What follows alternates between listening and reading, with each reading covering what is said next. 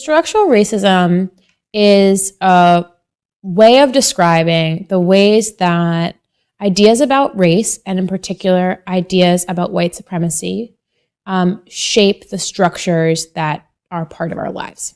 So one way to think about that, and I think the clearest way to think about that, is to think about institutions or institutional racism. So there are lots of institutions that we're a part of all the time: universities, schools, prisons, governments, that are part of our everyday lives, and that might seem on their face like they're just kind of neutral. But when you use the sort of lens of thinking about race and racism, you might see how those institutions produce or recreate or perpetuate or continue practices of race and racism. So in a contemporary moment, we might see institutional or structural racism in, say, an admissions process in a school or a university or a job market, maybe. In our contemporary moment, the kind of hip thing that people like to do is to say, we're being colorblind. We're not going to pay attention to race. So that means if a black candidate and a white candidate both come and they apply for this job or they apply for this position in this school, then we are just going to close our eyes and pretend that we can't see race, and then it will be fair. But because of all of these histories and legacies and memories of race and racism that are really deep inside all of our brains and really deep inside the ways that our institutions are structured, they're all going to see race anyway. The people who are reading the application are going to see race, but also the kind of structures that the applicants have been through their whole lives have shaped them in racialized ways. So maybe someone went to a really good public school and someone went to a not very good public school. Maybe someone had a lot of resources for after-school programs and another person, didn't have those resources. So all of these kinds of structures have shaped their lives in ways that have to do with race before they even get to the admissions process. So then to kind of close our eyes and say, let's pretend race isn't here, actually enacts unfairness and perpetuates the racism. So I would say that's kind of how structural racism works today. Breakdown Friday, what it is. My people, Joseph Ward, Patrick Irvin, Professor Carl Tone Jones, and we are here back again. We appreciate all the love and support that we are getting here on the Shows of Giants. All you who are sharing the videos, all the new subscribers, all the current subscribers, all the comments and everything, sensible comments, the good comments. Some of the comments be left, but love everybody. Thank you for the support. Structural racism. We're here to break down structural racism, going over what it is, how it affects us, and ultimately, from what we've learned about true structural racism, how the system of white supremacy, how it is maintained, and how it refines itself. It's difficult for a lot of people to describe or to prove that racism or structural racism even still exists. So we're going to be breaking these things down and going further into these questions, topics, and things about what structural racism is, how it affects us, and if structural racism even still exists today. So you saw the clip from the young lady giving her definition of what structural racism is. I chose this video because I was listening to what she was saying, and her definition of structural racism seems, to me, it seems like it represents a common definition or a common thought process about what structural racism is. And some of the examples that she was using, because as she started talking about the institutions, the different institutions, the schools and all these things here, my first question was, what did structural racism look like before these modern institutions existed? And did structural racism just begin when these modern institutions were implemented, or did structural racism exist before these modern institutions were implemented? But before we get into these things, let's give our definitions of structural racism from what we've learned. And since he got his blazer on, start with cool Mo D. Now we start with Professor Carl Tone Jones. What is, and from your all of your studies and things, what is structural racism? Well, and I took my time to write some things down, because it's a very sophisticated system. structural racism is a labyrinth. It's a labyrinth structure that locks in control mechanisms. It locks in white power. It locks them in to these control mechanisms in societal places and society and the pedagogies of society. It locks it in, and it creates obstacles, it creates boundaries, it creates glass ceilings to maintain that power structure. So when I say labyrinth, black folk feel like if we figure out the rules, it's like when I listen to people talk about money. If we figure out how to operate group economics, right? Popular term that we utilize because it's been sort of coined by our elder, Dr. Claude Anderson. If we understand group economics, we can defeat white supremacy by simply enhancing, creating an economy within our community that, the money cycles, 6 to 10 times before it goes back out of the community. Well, no, that's one part of it. But the labyrinth is, and what a labyrinth is a maze that changes over and over, so you can never get out of the labyrinth. The exits change, the walls change, the pathways change. This is what you see when you're dealing with so-called structural racism. And I really, I can appreciate the young lady's definition, but it's one of those things where black people, educated black people, want to sanitize the message so that it's appetizing or at least appealing to white ears, those intellectual ears.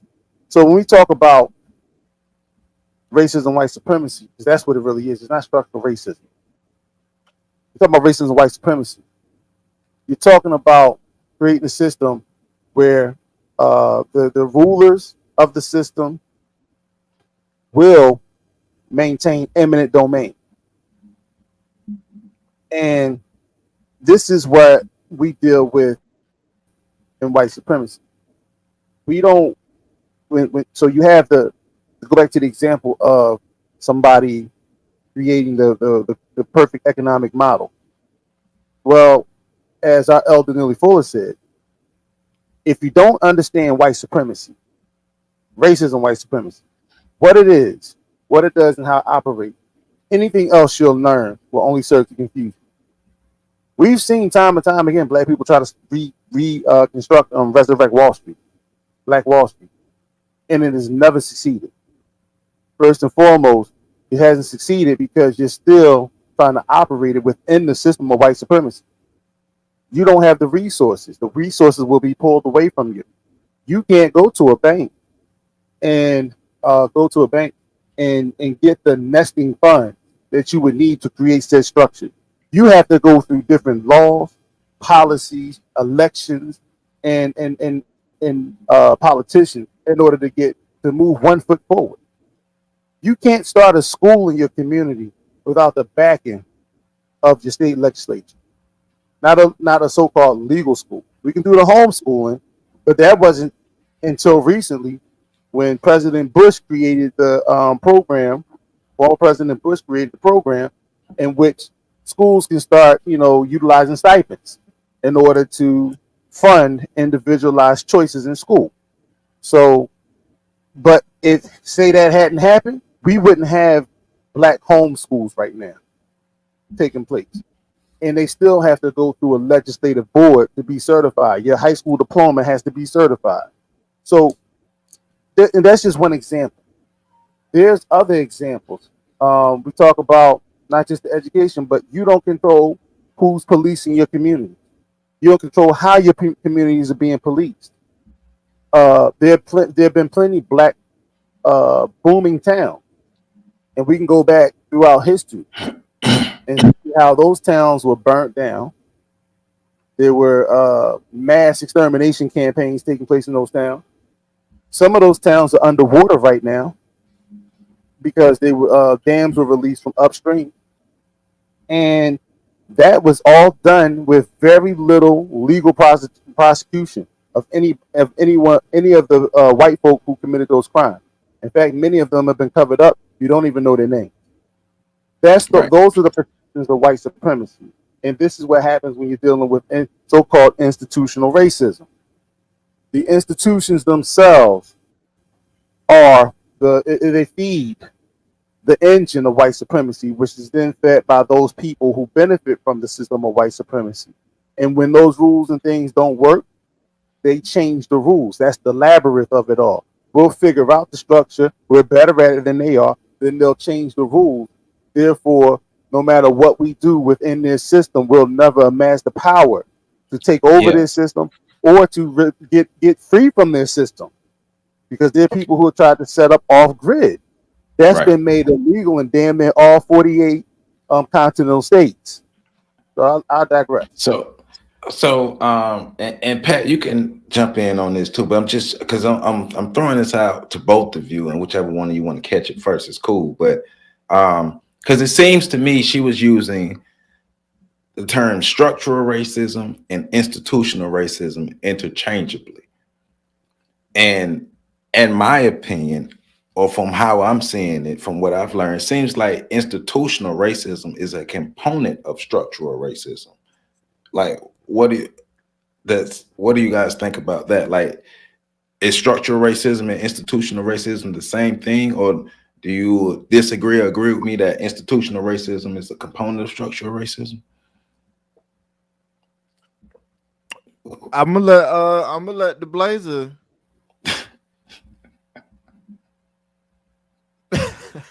I'm following the Blazer tonight. I ain't got my blazer on, man. You got your cape on, don't you? You don't need a black superheroes don't need blazers.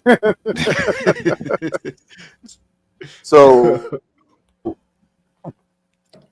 they're byproducts and feed off each other.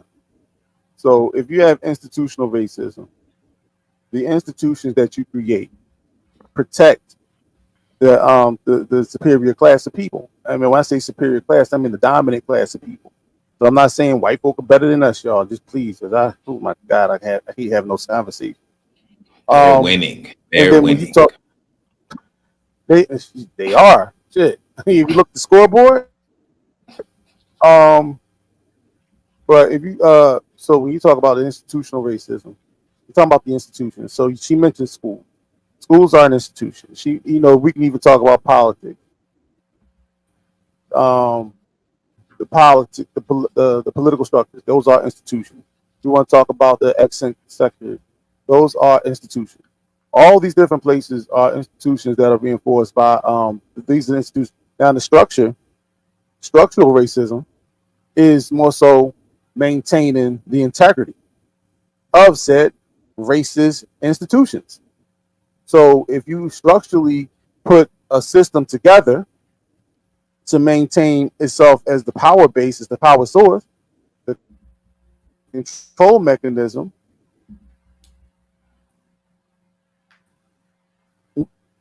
but it all still falls under the umbrella of racism, white supremacy.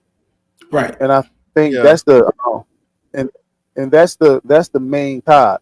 See, when you start talking about breaking it down, this, that, and the other, that's when you get into these places where you sort of muddy the waters in terms of understanding the power structure or understanding, the totality of it all.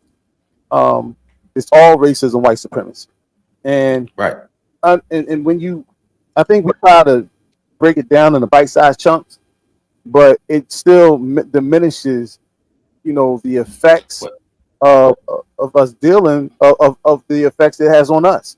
It minimizes it, and it also creates windows and pockets where people can dissipate from blame, and people can pretend as though if we're only going to talk about this, hey, well, that's not us.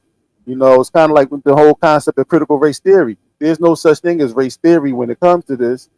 We don't have to examine, the theory of it all. It's no damn theory. This is in practice. Right. What you think, Pat? Yeah, I agree with you. I mean, I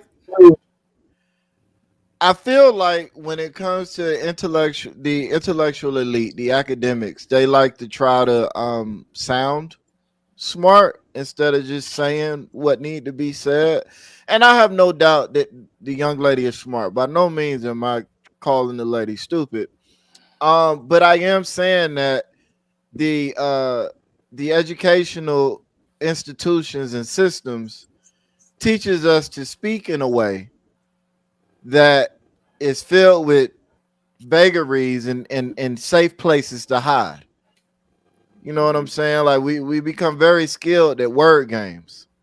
And we become unconsciously skilled at them to where now we don't even realize that we're playing the word game because the word game has been drilled into us. You know, that's what all of the papers and everything else is drilling this game into you.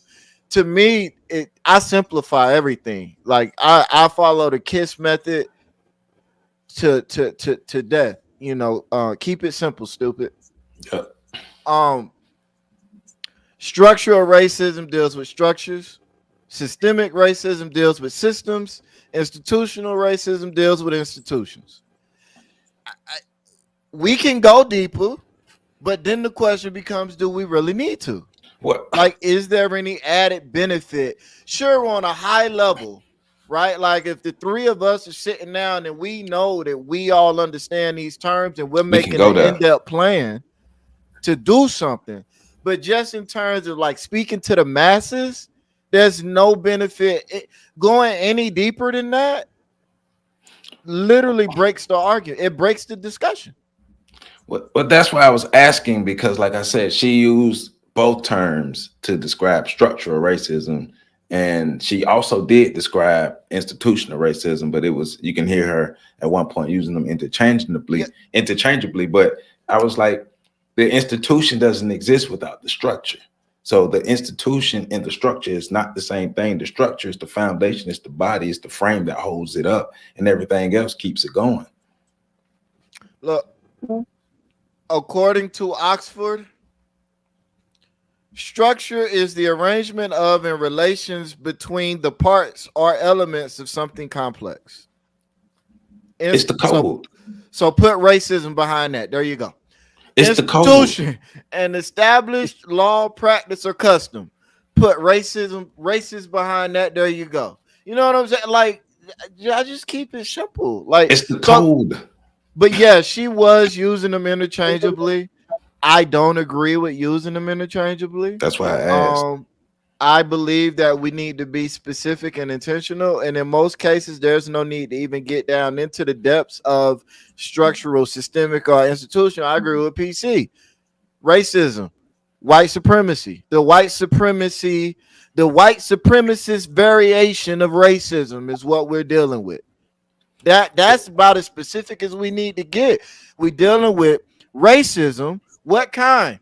The white supremacist kind. The white racism. That's it. Like, we good. All right, can we move on now? So but that's why, like, when I was watching it, after I watched it, I was like, I prefer and I appreciate Neely Fuller's breakdown of what racism overall is, because it covers all this. Because, you know, white supremacy negatively affects all 9 areas of human activity for non-white people. So racism fuck up everything you do. Everything you do, it negatively affects everything. Now, what you gonna do about that? Well, and the one Keep thing, it simple. well, go ahead. no, go ahead, Mr. Blazer. You on it today because you was cooking for the first little bit, man. I ain't gonna hold you. Go ahead. I bet you got on cologne too. So fresh.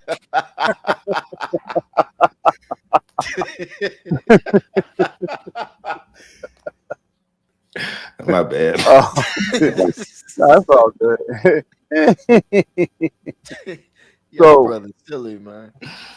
one of the things that I neglected to bring in is the power dynamic, because you need the power dynamic to make this happen. You need the power dynamic to force this, and you need the power dynamic to be able to oppose your will on other people, which basically is the synthesis of white supremacy. If you want to talk about it, it's the ability to impose your will on other groups of people through all those areas of human activity, and some that's not even mentioned. By Elder Neely Fuller, the institution of health, the institution of well, I mean, and listen, I ain't gonna take nothing away from Elder Neely Fuller because he covered it all in the compensatory code book. But I just wanted to make sure I mentioned that power dynamic because that's very important. Because a lot of times you'll have Negroes and white folk talking about, well, black people can be racist too, and it's like, no, we don't have the power dynamic in our favor to be. We can show bigotry, we can be prejudiced, we can discriminate against you, Right. but we don't have the ability to implement an entire institution that will structurally objectify white folk. We just don't have it. I mean, even when you look at things that were created to empower black people, policies such as hate crimes. If you go look at the legislation or you go look at the numbers, more black people get hit up with hate crimes than anybody else. How the hell does that work? So, when you think about the power dynamic, we can tell you how it worked. Look, when you don't, so like you, I'm glad you're going down this road because I wrote down power and control. Right, I can tell you exactly how that works. I have the power to make it work, but also I can turn your fight against you and use it for my gain. So you push against these things, and then when you do it, we hit you hard with it, right? And so also let's break it down. Let's look at it. How does white supremacy dominate economics? How does white supremacy dominate education? How does white supremacy dominate entertainment, labor, law, politics, religion, sex, war, and counter war? How does white supremacy dominate all of those areas? And I believe health will probably fall under the politics because the way he described politics is human interactions. But how does white supremacy dominate all of those areas? Well, I think I wanted to say, one, yes, Dr. Neely Fuller did cover a lot, but he didn't cover everything. And I'm pushing back on that. Only reason I'm pushing back on that is because it's a lot of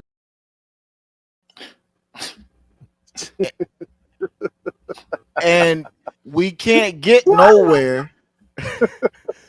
I was just saying we can't make progress if we can't be critical.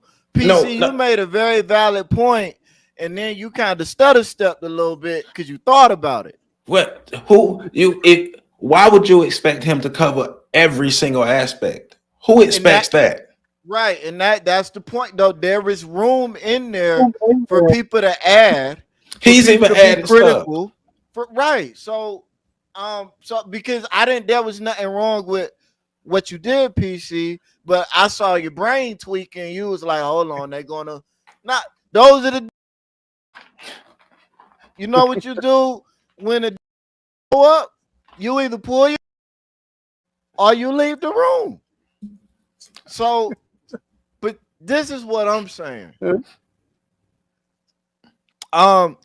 Again, that point you made though about black people, like that's another one of those word games that I find people like to play, right? Like, because can black people be racist? The noun, think that their race is superior than another race. Sure, but can we practice racism, the verb that requires power and no, we can't. So why do people like to confuse terms and play games and do all of these other things? Like when you look at a black person and you say, well, black people are racist, look at them.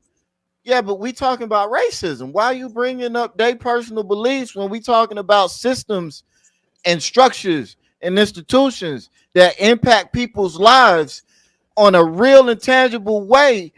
And you're going to try to say that Okay. I'm racist because or I'm the equivalent to those people with power and control because I said Hey, that. Like we're not even talking about the same thing. well,